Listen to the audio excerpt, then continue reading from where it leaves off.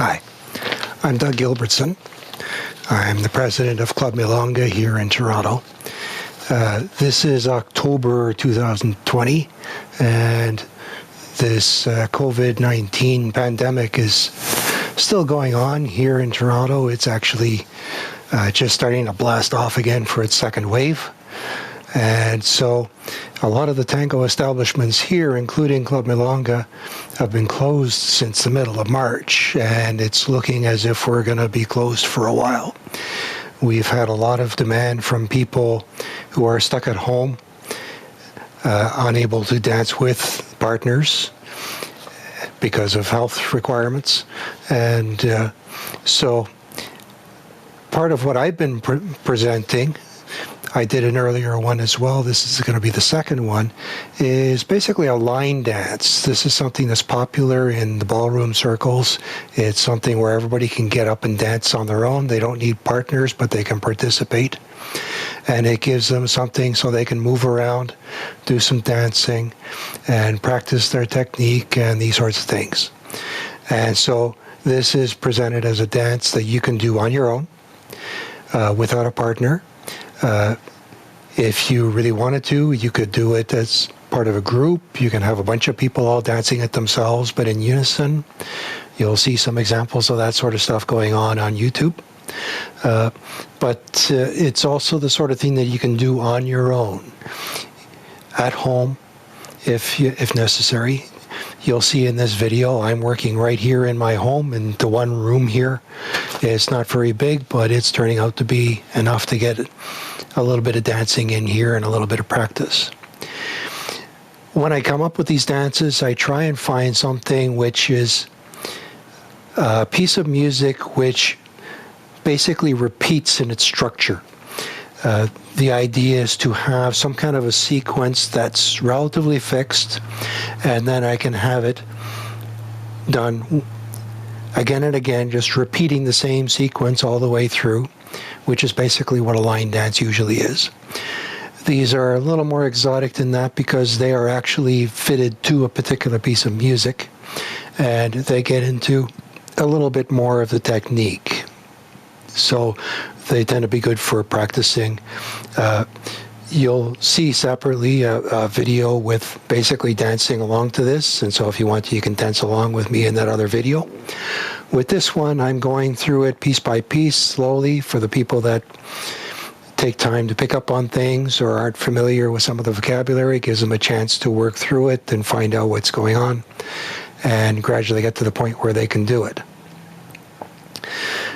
This particular piece is a piece called Flores Negras. It translates as Black Flower. It was written by Francisco de Caro, whose name might sound familiar because he's the brother of Julio de Caro, which is one of the great band leaders in the tango world from the 1930s onward. This particular recording is from 1961 by Alfredo de Angelis.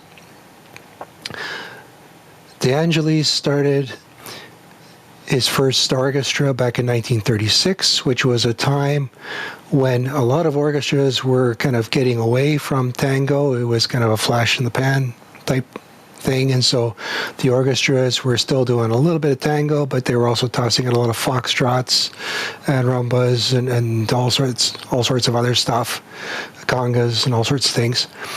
And so it was going to be a bit of a mixed bag. But along came a guy named Juan D'Arienzo, who started a very fixed, regular, little quicker 2/4 time beat, a very simple beat, which was very strong and more in your face, which a lot of the, call them intelligentsia, tended to have a problem with. But the dancers, like the people who actually dance tango, especially the younger people who dance tango, really took off with it. And Alfredo de Angelis, when he carried on, picked up the same sort of quicker 2/4 beat, but he did it with a little more melodic style, more harmonious. You'll find it's a lot richer with the different instruments.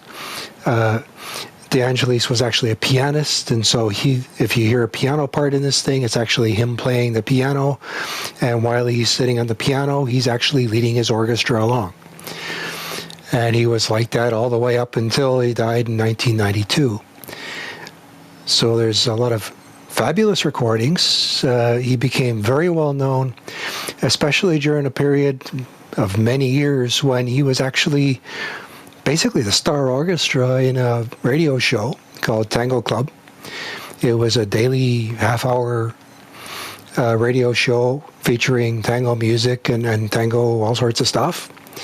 And just about all of the music that was played was by him. And so he and his orchestra had an awful lot of practice at doing awfully gorgeous music. And so this is following in that tradition. The way this is played, it's going to be basically 32-beat sections. It actually divides down to 16 beats, but it kind of divides nicely into 32 beats. And so I have a sequence which is a total of 32 beats long. It's not very long at all. It repeats 4.5 times. You'll actually be finishing at the end of the second half. There are 1 or 2 spots where it's going to have to adjust a little bit, just a little bit, based on the music. And so there's going to be a bit of listening to the music involved, which for some people might be a new concept. But if it is, then I encourage you to get used to it, because it can be handy to have. And there's not a lot of adjustments. About 99-point-something% of this dance is exactly the same sequence repeated all the way through. There's just one spot where there's going to have to be an extra little thing put in just to kill a couple of beats extra that get fitted in. I'll be pointing it out as we go along in this lesson, and it's really not very bad. There's not very much to it. There's a couple of things in the vocabulary here which are a little bit beyond the basics, but they're the sort of thing you should be able to pick up on your own. Most of it is things like ochos and straight basic and things like that that just about anybody who has had any kind of lessons in tango should be able to handle. Okay, and so we'll get on with the lesson, and I hope you like it.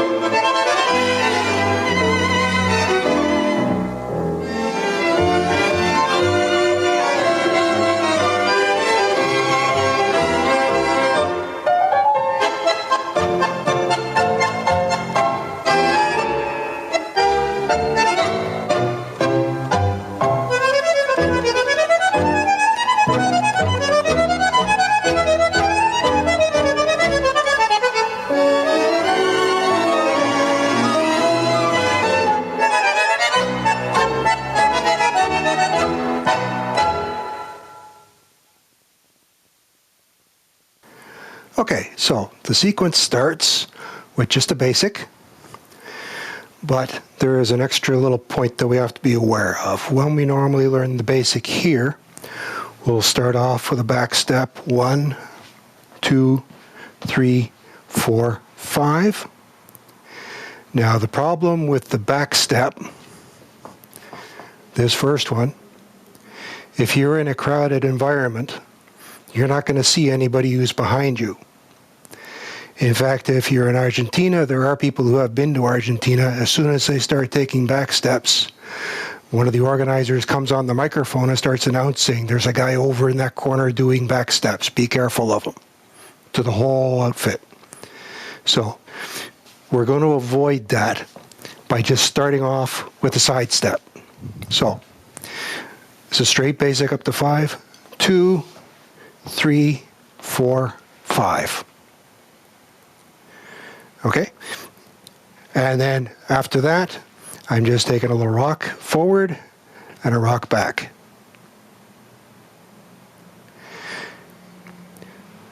Now, the important thing up there is going to be the timing. It's going to be in double time. And so we've got 1, 2, 3, and 4, and.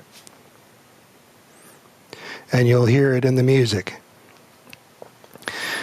So, apart from that, you've done that before. You've probably also done the next bit, which is basically just backward ochos. I'll turn around this way so you can see it. Again, 2, 3, 4, 5. And rock back. And now we're just doing a couple of backward 8s. Just reach back, over, reach back, over. And then we're going to do 6, 7, 8. All right, so if you've had any kind of instruction in tango, there shouldn't be anything there that you haven't done before. So we'll just walk through it quickly.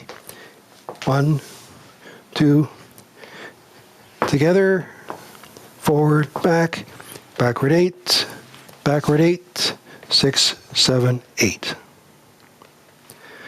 Again, left, forward, forward, and rock, rock, back, back, 6, 7, 8.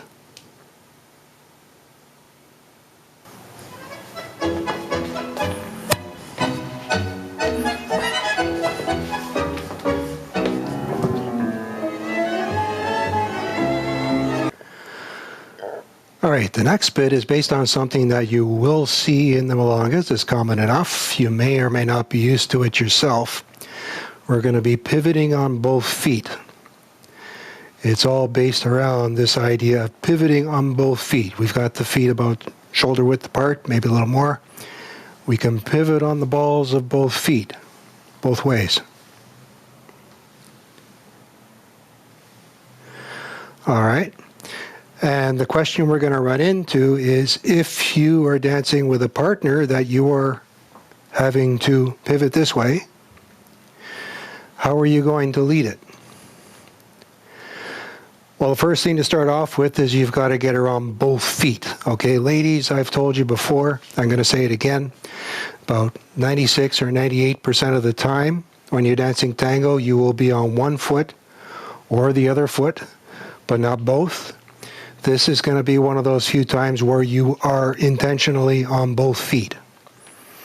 Okay, and when he's leading it, some of these guys are going to have to discover it, but when they're leading it, you're actually going to feel a little bit of a plunk when you're supposed to stay on those feet as opposed to carrying on.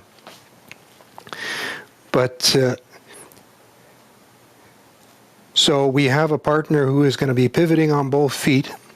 The question is, how can we lead this if we're dancing with a partner who is pivoting on both feet? And the answer is, we're going to be doing something which provokes it. I'm going to be stepping from the side to about even here. And then I'm going to twist on the spot in a way that provokes this pivot. Okay, and so when I'm leading it, if I've got a partner who's, let's imagine a partner standing right like this, I'm over here. I'm going to step in with the foot that's on her side. I'll be stepping right about in the middle of her, right here. Okay, so I'll be stepping there. And then I'm going to step together with a bit of a pivot twisting around. This way. So I'm square with her now. And at this point, I've gotten her twisted so she's square with me. And then I'm going to go a little further by pivoting some more. I'll send the foot out to give me a bit more cranking, but I'm not going to put any weight on it. Okay, why don't I put any weight on this thing? Because as soon as I do, my whole body is going to move this way. She's going to come this way. She's not going to be on both feet. And I might want to keep her on both feet for whatever reason. I might want to go back the other way. Okay, or I might want to pivot back the other way. I can pivot back the other way. Okay, we can start the first pivot here, together and out this way. This cranks her this way. And then we can go back the other way, together this way. So that cranks her this way.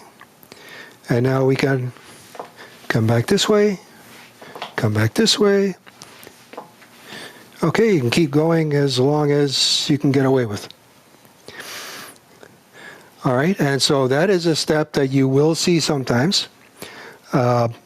It's reasonably common, especially with the people that have a little more experience, but it's not something which is too far out of the ordinary. And so in this sequence, we started off with a 6, 7, 8. We're starting from here. What I'm basically doing is both parts of that step with the pivoting on both feet. I'm going to start off by coming back with the right foot, so I'm on both feet. And when I'm on both feet, I can pivot around. Okay, so here you can think of this as being the woman's part. Now we're going to do the man's part, okay, which means we're going to have to get our weight onto this foot. We can either just come back onto it, or we can actually bring the foot back if we want to be a little fancier. And then we're going to step where she is and then crank around. We're going to step together out here and then come back. Okay. Here and back. Here, there is no weight on that foot. If you have trouble coming back, that means you've got weight on that foot. So you're going to have to learn to keep the weight off of that. Here, we're going to be getting ready for our next step. And so I'll have to pull back to get the weight onto my left foot, so my right foot's free. And then I'll be exiting with a step forward, 3/4 pivot, and then left together for the exit. Okay, so from 8 up here, we'll take a step back, pivot, and then step with the right, left, or left. I think I got myself confused there. Okay, we're going right, pivot, then right, left, right together again, left, and then step and close. So that's the rest of the first half. And so the whole first half of this thing, start off 1, 2, 3, and 4, and backward 8, 6, 7, 8, step back, pivot around, 1, 2, 3, and back, step, left, together.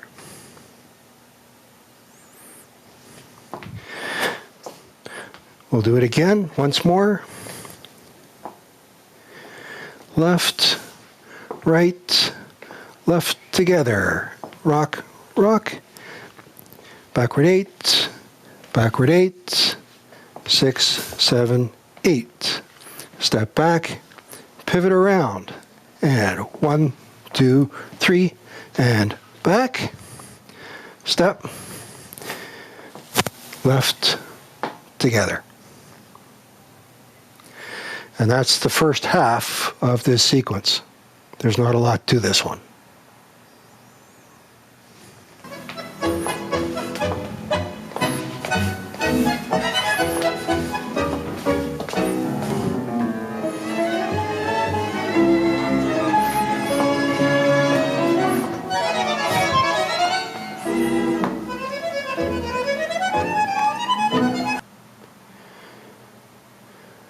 Okay, so we got as far as the exit over here, which is in the middle of the sequence. We're back over here.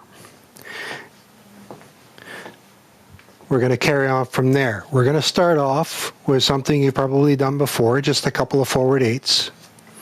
Okay, forward 8 with the left, forward 8 with the right. So that shouldn't be too much of a problem. The next thing is a real easy step, but it's getting back into the old days. It's something that was recorded in some books which were written back in the early 1910s about how tango was written then. There was a series of steps called the court.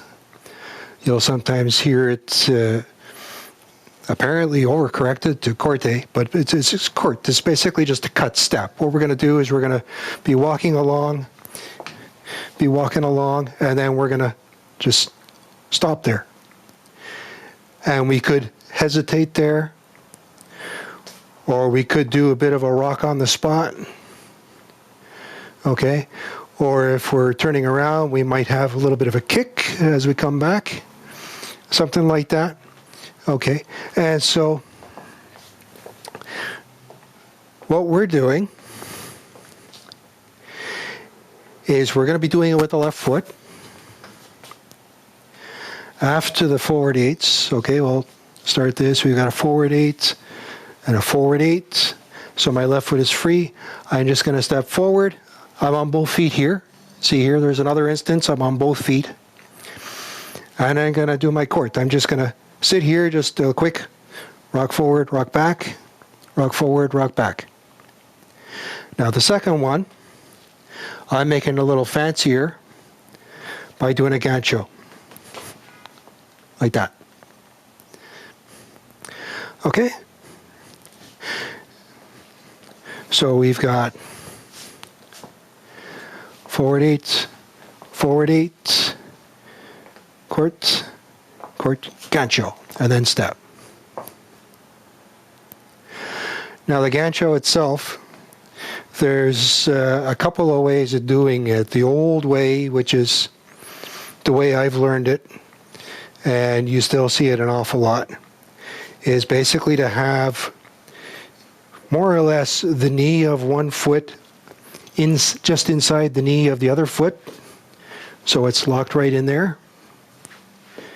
Okay, which is nice when it's done properly. Another way you're seeing now, let's say within the past 2 or 3 years I've seen videos of people teaching this, is instead of coming up this way, they're keeping it more sort of ankle aligned with the leg, like that. So, something like that. Which has some advantages, especially when you're fairly new to this stuff, is it's not throwing you around as much. So, like here, if I'm putting too much effort in, I can actually start tossing myself around. With this, you're not going to do that. And secondly, if you happen to do this in a dance which is too crowded, when you shouldn't really be doing these sorts of things anyway, it keeps your foot from projecting any farther than it has to, so you're more likely to stay safe. You're not going to hurt anyone. Okay, so I'll leave that to you. You can do either way. If you're new to this stuff, this is great. If you want to do it the old way, or if you're an old fogey like me and this is the way you insist on doing it, that's fine. Okay, I'll leave that up to you. And so, starting from this exit point,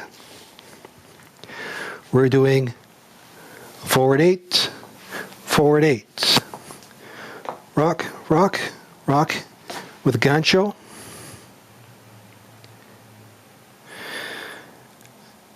And then the next thing I'm doing is basically walking up to a cross. Just 1, 2, 3, 4, and left foot behind.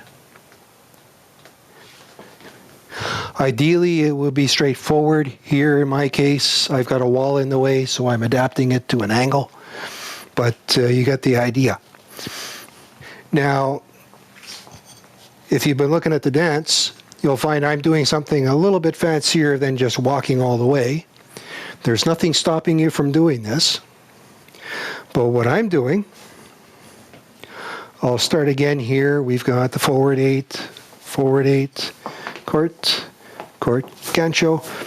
I'm stepping forward, doing a half pivot, stepping back, doing another half pivot, and then walking. 3, 4, 5.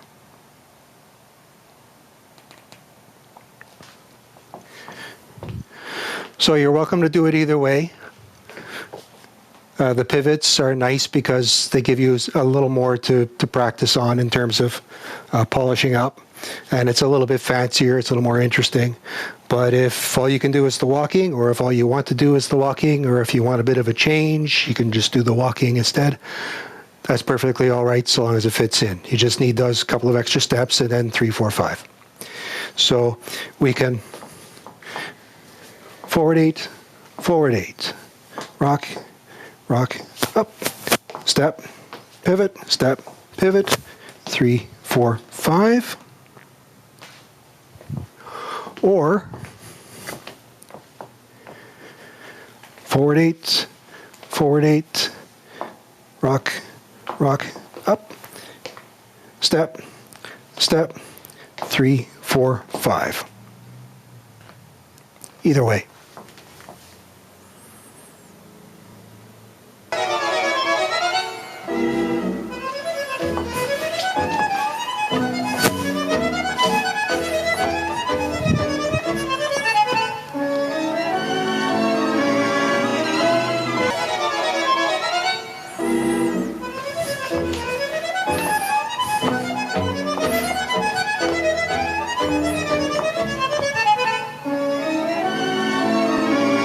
Okay, we're into the last bit of the sequence. We just finished coming up into a lock behind, and my weight is actually on my left foot, which is behind. So, this last bit, we're basically just turning around and going back to the starting position. That's basically what we're doing. And so, to do that, first off, I'm up here. I'm going to bring my foot around and behind. Okay, now this, I'm just doing a big sweep.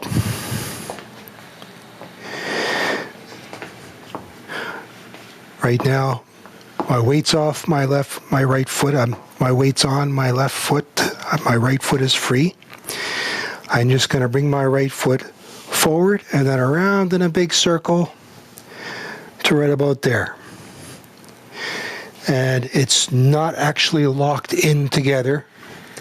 It's back far enough that I can pivot around on it. Okay, and so we've got our lock up here. I'm going to around, plant that foot, so now I'm on both balls of the feet, and I'll pivot around. The next thing is to travel all the way back towards where the start is. Now, to do this, we're going to be doing a kind of a walking turn. You've probably done some walking turns before. In this case, I'm going to be turning that way as I go along. And so we'll be starting with the right foot. We'll take a right foot, pivot, left to the side, pivot, right back. And at this point, if I want to keep pivoting this way, I can't, because I'd have to kind of crank all the way around,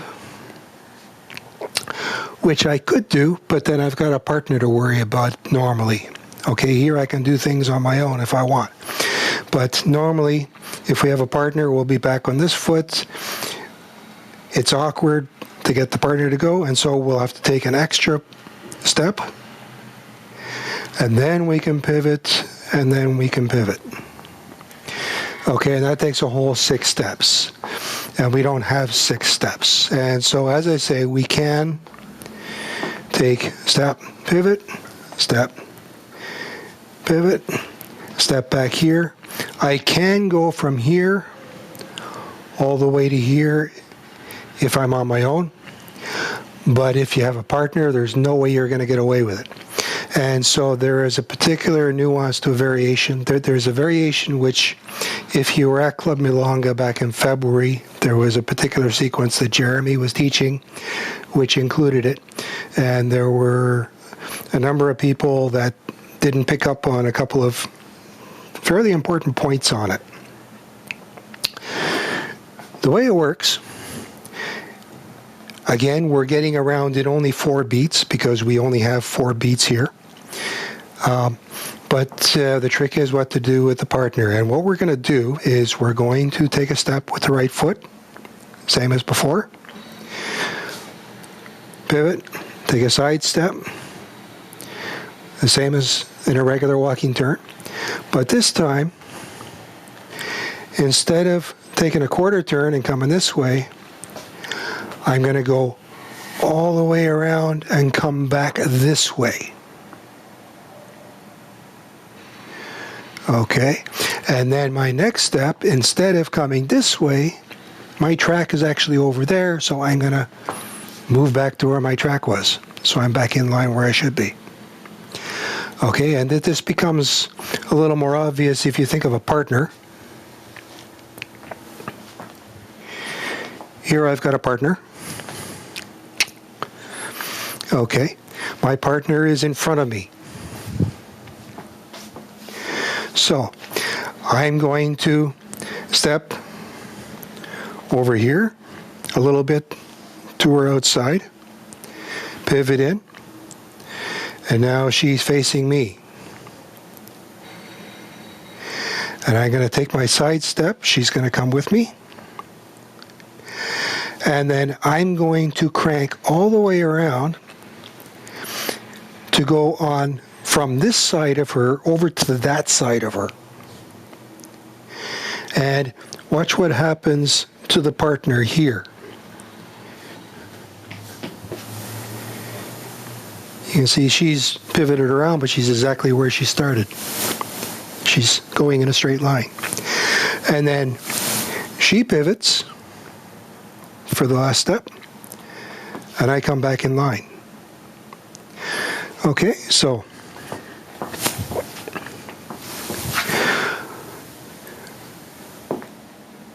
forward, pivot, side, pivot, all the way around, pivot, back in line.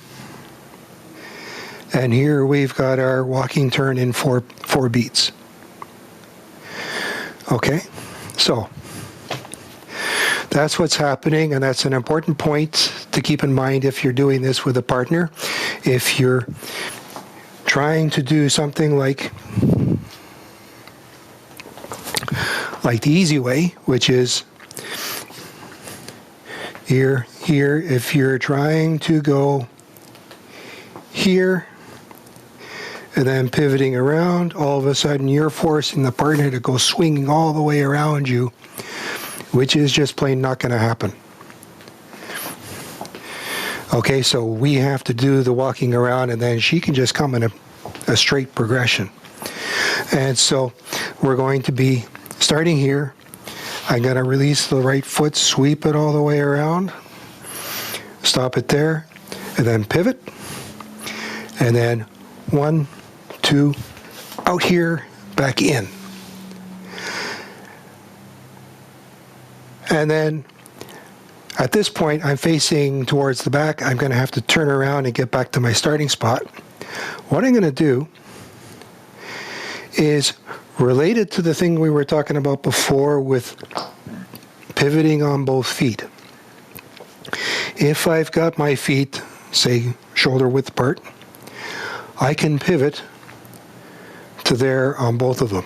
I can pivot to there on both of them. I can go a little further. I can swing all the way around to here. I can swing all the way around to here. Okay. And that gets into kind of a little knot that you're tied up in. The question is, what do you do next? The trick is keep your weight on whichever foot is forward, so the other one, you're going to have trouble lifting it up off the ground, but there's basically no weight on it. So that's the free foot. And then you can just step with it. Okay. Now here, we've got a little issue where we're going forward, and then I'm going to turn around and then exit this way to get back to the starting position. I'm going to do that by stepping forward. Now, the same as if we were this way, I can pivot. Here, I'm stepping forward, and I can pivot. Okay, now I'm only going to be able to get about this far, which is fine. At this point, as I said, whichever foot is in front here after twisting around and getting tied up in a knot is the one we have the weight on. The other one is basically free, so we can move, and so my left foot is behind. I can step back and close.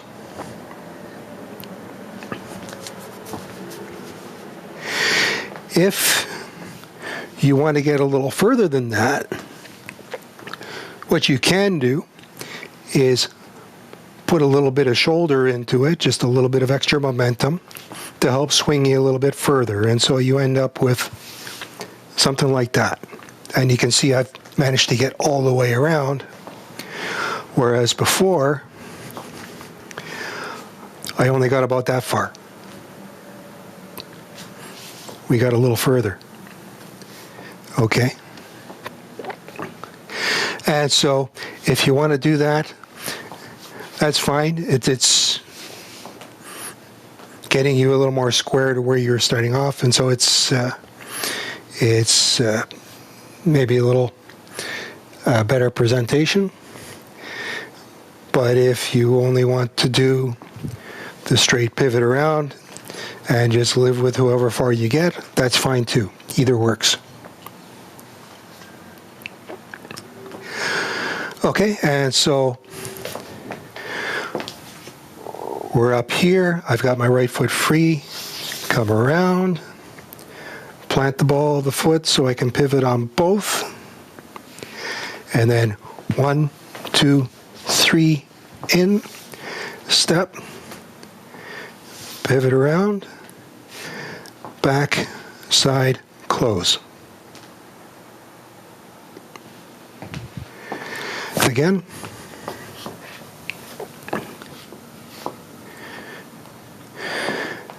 My weight's on the left foot, so my right foot is free. I'm going to swing it around and plant it. Pivot around. 1, 2, 3, 4. Forward. Pivot. Tango, close. Okay, and that is the end of the sequence. The whole sequence is going to be repeating 4.5 times basically in this whole thing. But that's the completion of the sequence, and then from there, we're exactly where we started. We can just go off and start into the new run of the sequence.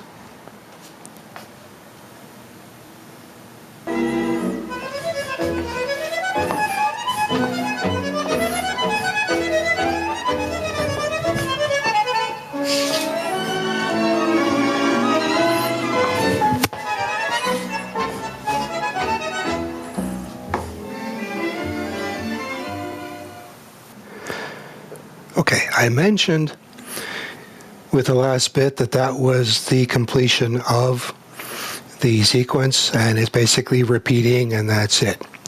There is one little point in the music, though, where we're going to have to adapt the ending of that sequence just a little bit. It's going to be the third time through.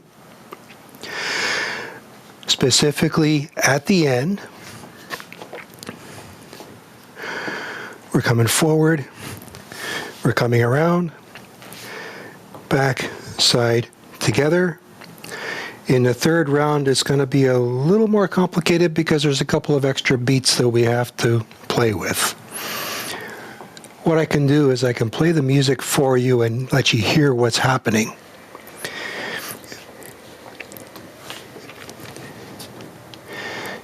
Most of the way through the piece, this is the way that fourth section is going to sound. It's the first.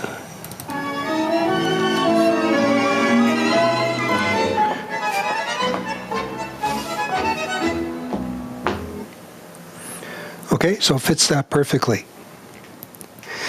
Now in the third one, specifically, the second one is the same as the first, the fourth is the same as the first. The third one is going to be a little different.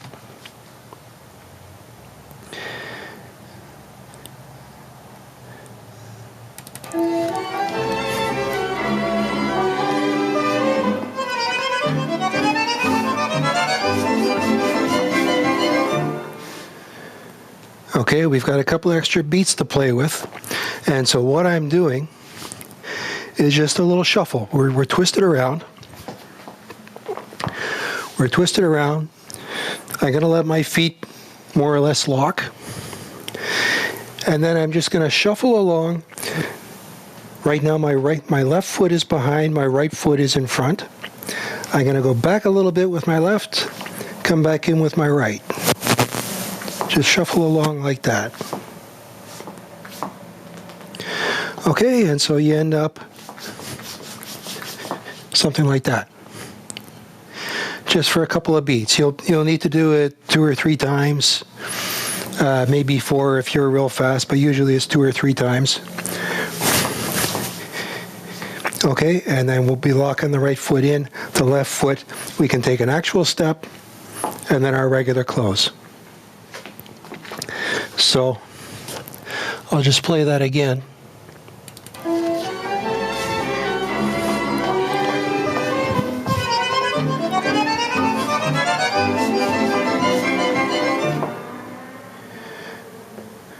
Okay.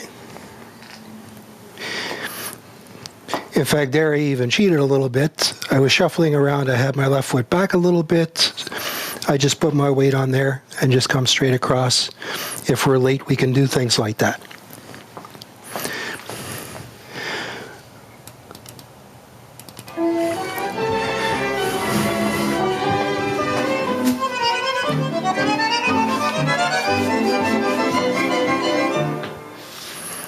And there I took an actual step out. So here, I'm shuffling, just take the next step. And for that, it helps if you kind of know the music and then you know how much time you've got, and then you can step out at the right time. But that's a little adaptation we have to do specifically this third time through. It's just an extra little shuffle to waste a couple of beats, and then we can just start right up again. And so we're out here, we can just shuffle a little bit, and then we can close like normal, and then we're off to the races again for the next sequence. Okay, now the question is, you're dancing this thing, and so it can be a little hard to count the third time, and so how do you recognize when this third pass is happening? What you're going to find, if you're listening to the music, is it actually starts off a little fancier. Okay, you're going to hear where the sequence starts. It's going to have some violins come in, and it's going to be very, very shrill, rich type thing with all the violins coming up. I'll let you hear the way it starts.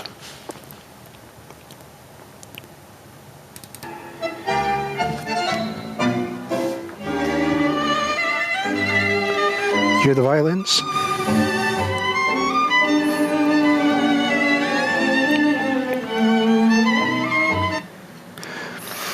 Okay. And so that's your cue that this is the third round, and we're going to have to end it a little bit differently. But other than that, everything else is the same. Okay, we can play the whole third sequence. Do I have it here? Yeah.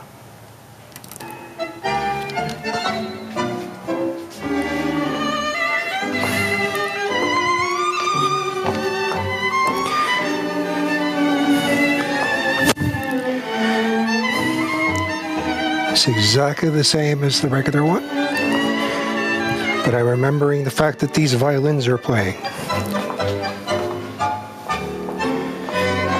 Step, step, walk round.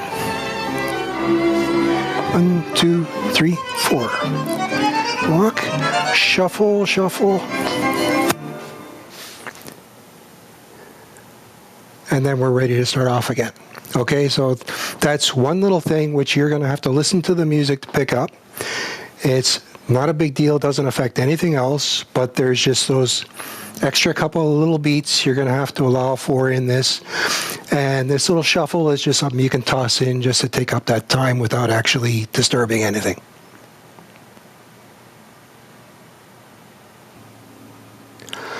Okay, the last thing we have to be aware of is at the end.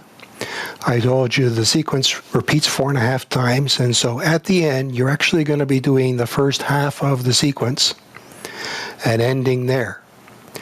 And so we'll be ending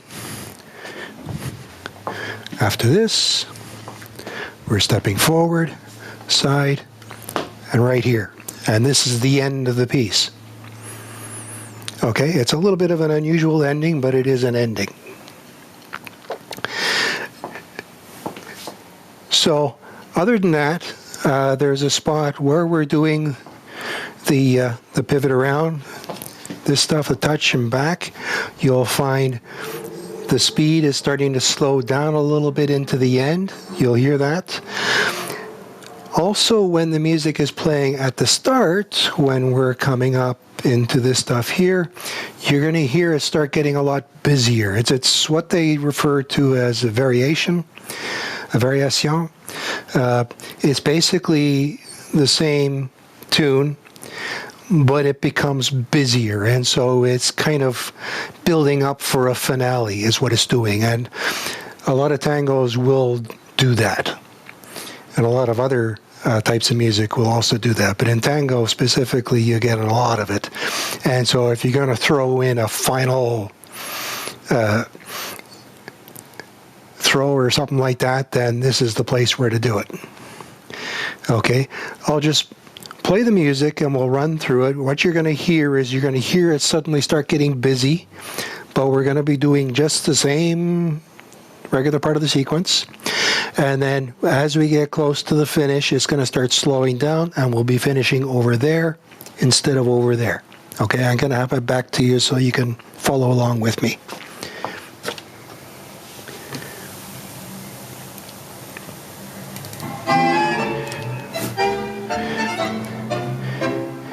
Here we go.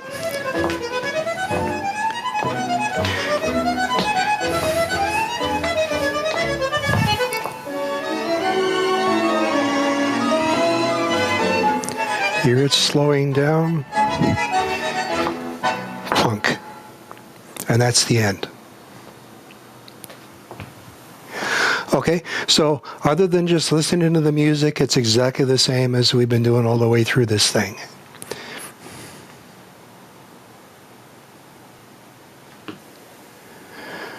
Okay, what I'll do is I'll finish up first off with a quick review of the main sequence, and then I'll put the music on and we can walk through with the music. All right, so again, I'll have my back to you so you can just follow along with me directly. We're going to start off left, 3, 4, 5, 6, and backward 8, forward, side, together. Back, pivot, 1, 2, 3, and back. Forward, side, together. In the second half, forward 8,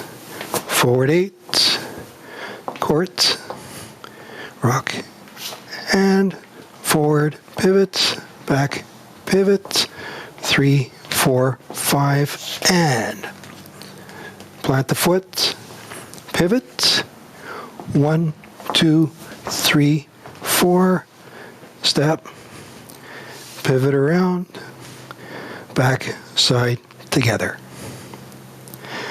And that's the full sequence. As I said, the only difference as we go along is in that third sequence, there's going to be a little bit of a shuffle at the end here that we'll have to toss in. That'll come with the music. Okay, so what I can do is I'll put on the music and I'll see if we can talk us through it as we're doing it to the music.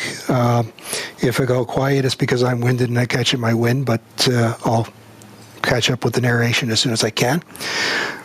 But we'll see if we can get through this, because it's not actually that bad. Okay.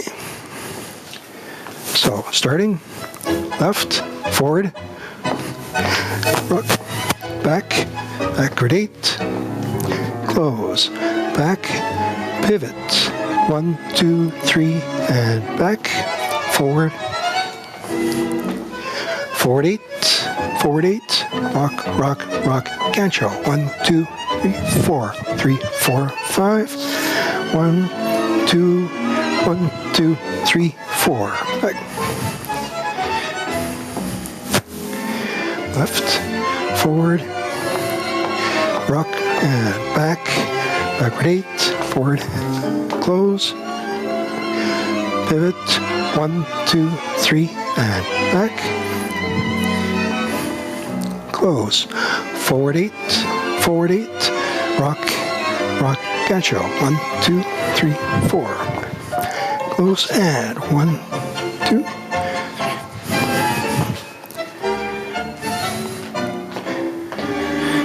okay, here are the violins. We're into the third section here. Backward 8, it's the same so far, the only change is coming up. Close, forward 8, gancho, 1, 2, 3. Here it comes. Pivot, shuffle, shuffle.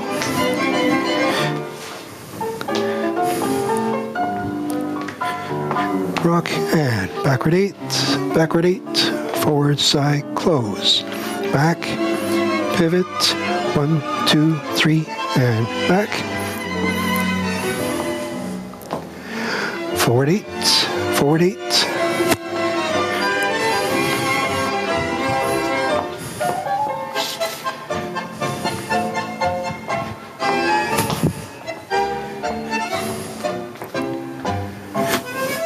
Here it's getting busy, we're into the end. Close, back, pivot, 1, 2, 3, and back. Close.